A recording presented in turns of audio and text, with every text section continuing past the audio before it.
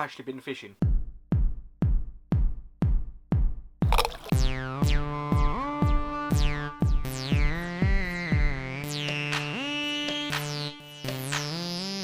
If I'm honest, it was only just the one night on Raisbury and then a quick morning session with our Chell, but the rods were out. February has been extremely busy again, and I'm really looking forward to telling you guys all about it.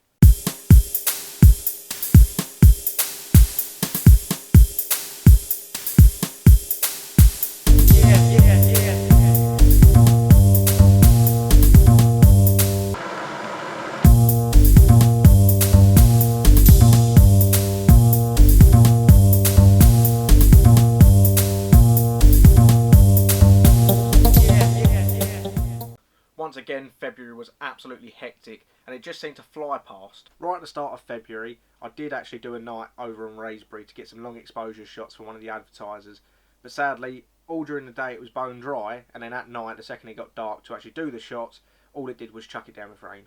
And in terms of the actual fishing, well, it literally just thawed out from the big freeze that we did have right at the end of January. So I didn't hold up too much hope, and it's safe to say that I did blank.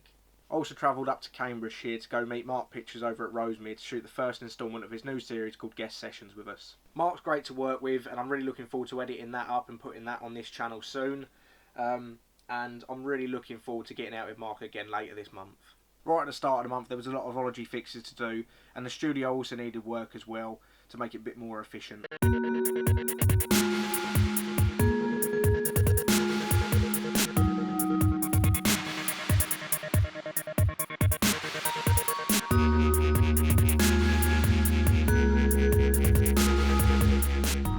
Also decided to hang up all the ridge monkeys. There's been loads of ology fixes filmed, and like normal, they don't always go smoothly.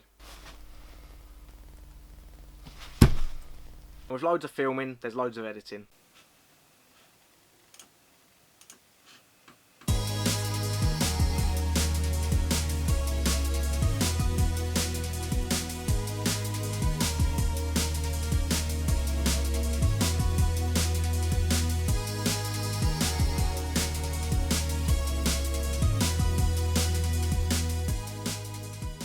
With what feels like spring just around the corner, I've actually been enjoying the weather.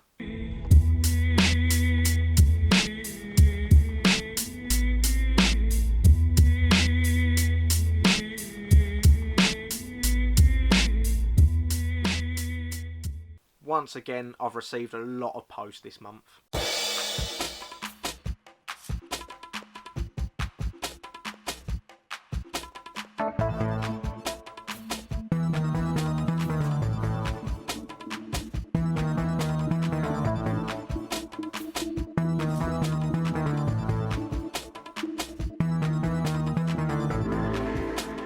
And although it's been difficult, I have actually narrowed it down to my top 3 products.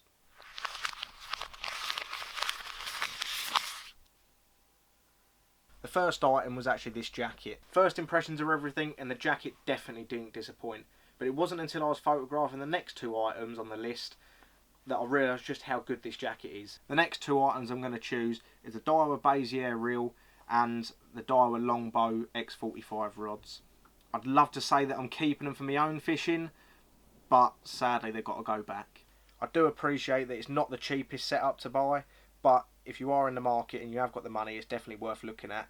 I'm out with Hassan over on Farlow's to do a proper in-depth review of the rods and the reels soon. And it was whilst I was out taking pictures for the mag of the rods and reels that I realised just how good this jacket is. I'd put the rods out in the middle of the pond so I could get a nice carpy low shot of the rods in the water, and well, I was wading out and I was crouching down, and then it dawned on me that I'd had my elbows under the water for the best part of an hour without even realising. The only time I actually did realise was when I waded out a little bit too far and decided to fill up the waders. So if you are in the market for a new jacket, I'd strongly recommend the Witchwood soft shell jacket. It's really comfortable, really waterproof, and yeah, for me it's a real standout product from this month. Going off on a quick tangent, when doing the shots for the rods for the magazine, I didn't need a casting shot, but I thought I'd have a go at it because it's quite difficult to try and get one on your own. So I set the self timer on, I rush into the water, quickly flick it out and try and time it so there was a bit of a bend in the rod. It's safe to say that took a few attempts, but I did manage to get one. But in the failed attempts, you can actually see what the line does on a cast, and it's quite interesting to see, and you kind of realise why fraps happen.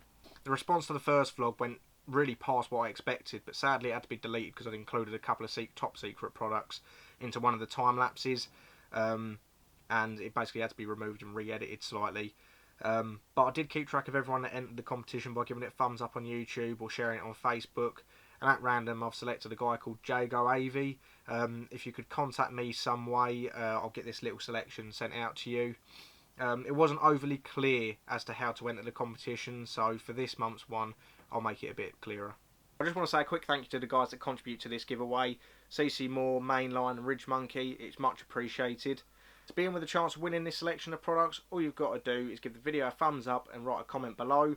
And if you share it on Facebook, then that's much appreciated. And what I'll do is throughout the month, I'll choose someone at random and announce the winner in the next vlog. A question I get asked on a regular basis is what camera setup should I buy? That's lenses or bodies. So for this episode, what I'm going to do is I'm going to focus solely on camera bodies. I'm very fortunate to be in a position where I've got access to a full frame camera and a crop sensor camera, and sometimes it's easier to show people the difference rather than explain it verbally. So what I did was I went out, set up an unhooking mat, set up a tripod, put my full frame camera with a fixed 50mm lens on it, and set it so it was cropped for the picture. And this is what it looked like.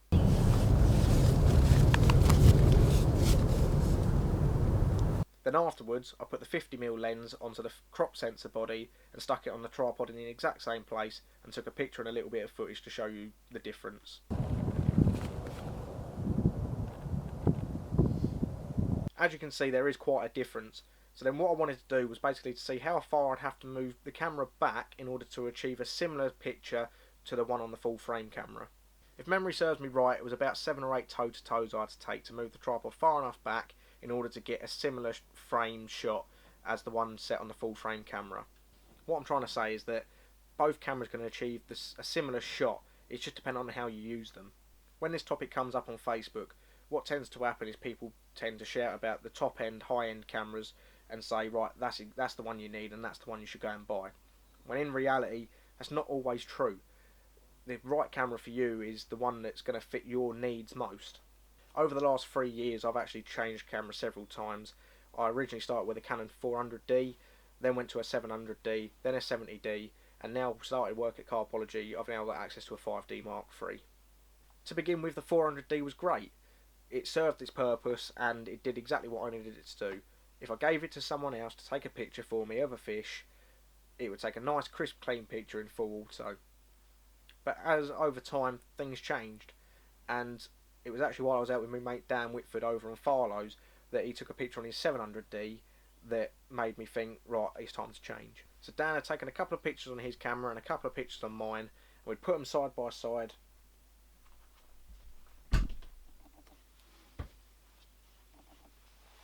This is Arthur, you might have seen him on our Instagram story. Sorry about that, I do tend to get distracted by Arthur quite a bit at work.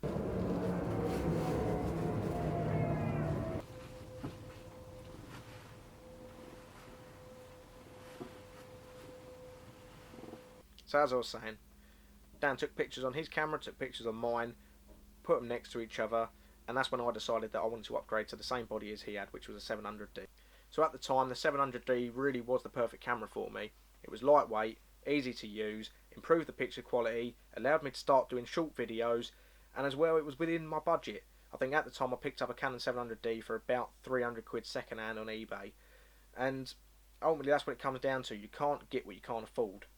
And for a long time it was perfect. It did exactly what I needed it to do. But then over time the videography took over the photography, and with the 700D the autofocus, it hunts, it will lock onto you and then defocus and focus back onto you. And I'll quickly show you a quick clip of that.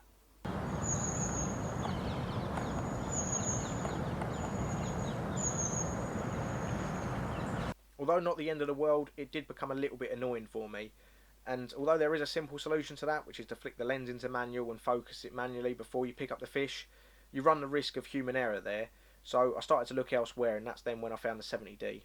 The 70D has a tracking autofocus, and that's what I'm currently using now. What that means is that I can come closer to the lens and the camera will focus, and if I come further away it will still track, but it won't do that hunting motion and will stay fixed on me for as long as I'm filming. What that means is I can have the camera set up on manual settings, have the lens on automatic, and then I can then pick up the fish in full knowledge, knowing the fish will be in focus, and so will I. Since joining Carpology, I now have access to a 5D Mark III, which is what I use for the vast majority of the work I do. I love using the 5D Mark III, and it's great to use, and if I'm the one behind it, then that's the one I would choose. But if I was on my own and I was in front of the camera with a fish, I would probably still use this 70D just purely because of that flip round screen and the auto tracking. So in my opinion, there's not really a camera body that is perfect for everybody. It all comes down to your situation, what you need it for, and your budget. And the most important thing is going out and learning how to use your equipment, regardless of what you buy. You can go out and spend thousands of pounds on a body, thousands more on a lens, but if you don't actually go out and use it, you won't learn how to get what you want back out of the camera. It'd be like sticking me in an F1 car, for example. Completely and utterly pointless. Go out, be that annoying family member at the wedding taking pictures. Go on the syndicate water and take pictures of the lake, the trees, the leaves, anything, because although they might take the piss to begin with, eventually you'll learn how to use your camera to the best of its ability, and then they'll be asking you to take their pictures for them. So that's February done and dusted for another year. I'm really looking forward to March, and especially for the longer days and the warmer weather. Thanks again for watching, and I look forward to seeing you next month.